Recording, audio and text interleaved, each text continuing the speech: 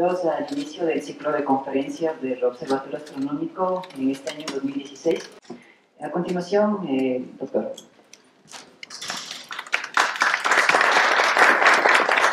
La información que se va creando, se va desarrollando en el Observatorio Astronómico de la Universidad Politécnica, es que llegue a los estudiantes.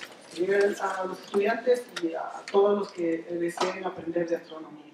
Bueno, voy a hablar sobre el tema que ven aquí, sobre galaxias. Este es el contenido de la charla, la he dividido en 4 partes.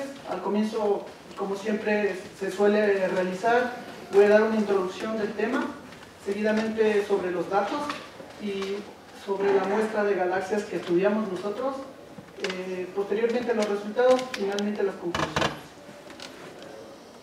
Bueno, al final de la charla también va a haber un espacio para que ustedes puedan realizar sus preguntas. Voy a empezar con la parte de la detección por primera vez de ondas radio, que fue un fenómeno bastante importante dentro de la comunidad científica. En radioastronomía, como ustedes saben, bueno, en astronomía en general, toda la información que obtenemos nosotros del espacio la obtenemos de la radiación. Casi toda la obtenemos de la radiación. Entonces, aproximadamente en 1931 se dio la primera detección de ondas radio. Hasta esa época toda la información se obtenía solamente en la parte visible del espectro electromagnético.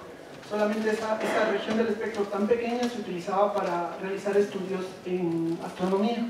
Pero en este año un ingeniero que trabajaba en Estados Unidos, Carl Jansky, bueno, ahí pueden ver una imagen, estaba trabajando en un proyecto de telecomunicaciones y detectó en sus instrumentos un ruido, ¿no? Un ruido que era bastante constante a medida que apuntaba sus antenas en distintas direcciones. Entonces, al comienzo, él intentó explicar este fenómeno de alguna forma, pensando que era posiblemente un ruido terrestre, pero después de realizar varios estudios se dio cuenta de que la señal no era una señal terrestre, sino era una señal extraterrestre. Entonces, a partir de este descubrimiento, se consiguió estudiar una cantidad impresionante de fuentes astronómicas, porque claro, el tema se desarrolló mucho más intensamente y se consiguió descubrir una cantidad impresionante de fuentes astronómicas. Bueno, aquí en estas dos imágenes he presentado dos fuentes que se descubrieron gracias al estudio de las ondas de radio. Bueno, entre ellos tenemos los pulsares, tenemos los cuásares, galaxias radio. Voy a contar un poquito sobre estos objetos y otros objetos más. Bueno, a la izquierda pueden ver a la galaxia radio Centaurus A.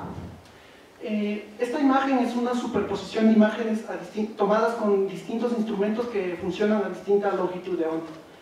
Entonces, la parte radio que nosotros utilizamos para nuestros trabajos es la que está en color púrpura, y es justamente esta estructura en forma de jet que es vertical al plano de la galaxia. Esta es una galaxia radio, como les comentaba, y la parte que está en el centro y en el plano, lamentablemente no tengo un puntero, pero en el plano, esto corresponde a la radiación detectada a longitudes de onda visible.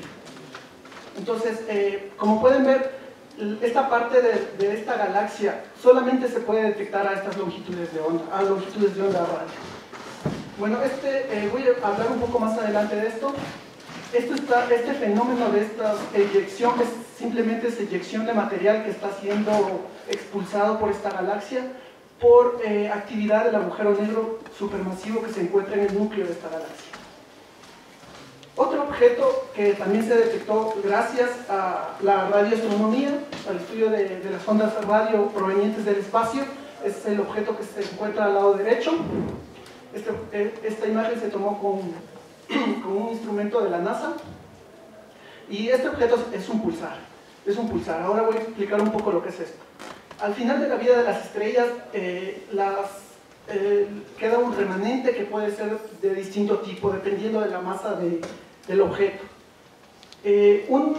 Una forma de terminar la vida de una estrella es en forma de pulsar, que es el objeto que pueden apreciar en esta imagen. En el centro lo que queda es una estrella de neutrones. Este objeto tiene algo particular, que hacia los polos de este objeto emite material en forma de jets, que es lo que pueden ver en la parte de la derecha y hacia acá. Entonces, cuando este haz de que es eyectado de material coincide con nuestras observaciones, nosotros podemos detectar a este objeto. Lo curioso es que este objeto rota a velocidades impresionantes, realiza una rotación alrededor de cada segundo, incluso menos, puede llegar hasta milésimas de segundo, entonces pueden imaginarse que la velocidad de rotación es impresionante. Entonces, cada vez que nuestros instrumentos detectan este haz de materia eyectada de la estrella, nosotros podemos detectarla a la estrella. Entonces, este objeto se detectó por primera vez en 1967 por una estudiante de astronomía en Cambridge, Jocelyn Bell. Por este trabajo, su director, el director de tesis, recibió el premio Nobel. Entonces, fue un trabajo bastante importante. Es bastante curioso que al comienzo, cuando se detectó esta señal, porque claro, ya les voy a mostrar, lo que obtenemos con nuestros instrumentos es un espectro, es decir, la frecuencia o longitud de onda en función de la intensidad de la radiación. Entonces ellos obtenían un pico cada cierto tiempo, era el periodo como cada segundo. Entonces al comienzo se propusieron varias teorías para intentar explicar el fenómeno y al comienzo se propuso incluso que podía ser la señal de seres inteligentes extraterrestres. Por suerte se estudió más detalladamente el fenómeno y al final se asoció con este tipo de objetos. Bueno, estamos hablando de objetos, la galaxia radio, que es un objeto bastante lejano, luego el pulsar, específicamente que se encuentra dentro de nuestra galaxia, pero aquí podemos apreciar en esta imagen otra galaxia, que es la galaxia M83. Entonces, al igual que la imagen anterior, esta es una superposición de imágenes. La parte central, que tiene color azul, es la parte observada en el visible, longitudes de onda visible que son perceptibles a nuestra vista, y la parte rojiza, que externa a esta región, es lo que se detecta en ondas de radio. Bueno, otro concepto que es importante mencionar, y con esto ya se termina esta parte media teórica, es que a partir de estas líneas nosotros podemos derivar un parámetro físico muy importante en radioastronomía, que es la densidad de columna. Entonces, con la figura de arriba a la derecha yo les muestro qué significa esto. La densidad de columna simplemente es la densidad de moléculas que tenemos sobre un cilindro imaginario que tiene una sección eficaz de 1 centímetro cuadrado, ¿no? Entonces, ahí he dibujado yo una nube pequeñita y ahí tenemos el cilindro. Entonces, nosotros lo que hacemos es, gracias a estas líneas moleculares, podemos determinar la cantidad de moléculas que existen en este cilindro imaginario. Entonces, gracias a esta línea nosotros podemos derivar este parámetro físico de esta galaxia. Pues hay gente que se dedica a estudiar la radiación ultravioleta de estas galaxias y hay gente que se dedica a estudiar rayos X provenientes de estas galaxias. Entonces, estas galaxias, que les voy a mostrar más adelante, tienen cantidades impresionantes de radiación que emiten a rayos X o a radiación ultravioleta.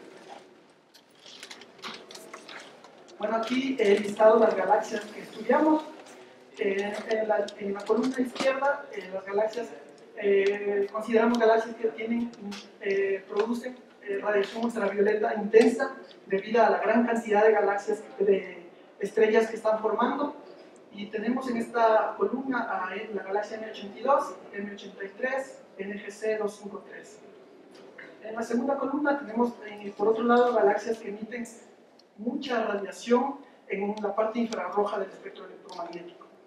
En este grupo tenemos a la galaxia ARC 220 y a MRK 231. Y finalmente, galaxias que tienen núcleos activos. Ahora les voy a contar un poco de esto. Las galaxias con núcleos activos son galaxias que tienen agujeros negros muy supermasivos. Como ustedes saben, en el centro de nuestra galaxia tenemos un agujero negro supermasivo que tiene masas de alrededor de 4 millones de masas solares. En cambio, en estas galaxias, en la última columna, encontramos agujeros negros supermasivos que tienen cientos, incluso hasta miles de masas solares, de millones de masas solares. O sea, son 100 veces más masivas que el agujero negro de nuestra galaxia, incluso hasta miles de veces más masivos que el agujero negro de nuestra galaxia. Predijo ya cuando se postuló la formación de este tipo de objetos astronómicos. Este es un lente gravitacional. La teoría de la relatividad de Einstein ya predecía esto. Después con las observaciones se logró comprobar. ¿No? Lo que predecía la teoría era que la radiación, incluso la luz, se tenía que curvar cuando encontraba en su camino una masa bastante enorme. Entonces, esto es lo que observó la gente, es reciente. Bueno, comprobaciones de este tipo ya se realizaron años atrás, pero esta es como una de las más recientes. Entonces, la parte azul es una galaxia bastante grande. Hay una luz blanca al lado izquierdo, eso es una galaxia satélite, es una galaxia que está orbitando, más pequeña a la más grande, y este anillo que ven de color rojizo es justamente la radiación proveniente de la galaxia que se encuentra detrás de estas dos galaxias. Entonces, esto es como una comprobación observacional de la teoría de Einstein. Entonces, esta imagen es muy bonita y comprueba de nuevo la teoría de la relatividad de Einstein. Y finalmente, las conclusiones de esta presentación, que son que moléculas como CH3CH, CCH, el hidrógeno y otros elementos son buenos trazadores de la radiación que se encuentra en ciertas galaxias. Y finalmente, que otras moléculas como HCN, HNC y otras, por otro lado, muestran abundancias similares en las galaxias de nuestro estudio, ¿no? Y con eso termino.